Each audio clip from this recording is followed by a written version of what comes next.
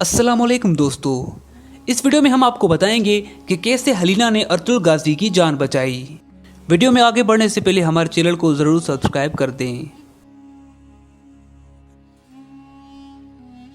दोस्तों, हलीना गवर्नर की बेटी और कमांडर वेसिलस की मंगेतर थी। ये बमसी की ज़िंदगी में आने से पहले गैर मुस्लिम होती हैं। इस्लाम कबूल करने के बाद हलीना ने बमसी से शादी कर ली और मुसलमान होने के बाद हलीना का नाम हफ्सा खातून रखा गया।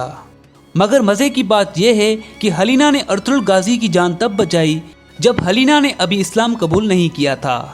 ये वाक़या तब का है जब अर्तुगरुल गाजी कराची सार किले में गवर्नर के पास थे और तब कमांडर वेसिलस के सिपाहियों ने अर्तुगरुल गाजी पर तलवारें रख के उसे यरगमाल बना दिया और कमांडर वेसिलस गुस्से की हालत में अपनी तलवार से गाजी को शहीद करने ही वाले थे कि हलीना वहां पर पहुंच जाती है और फिर दरबार में आकर अर्तुगरुल गाजी की जान बचा लेती है।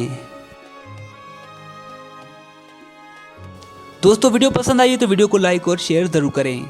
Thanks for watching. अल्लाह हाफिज़।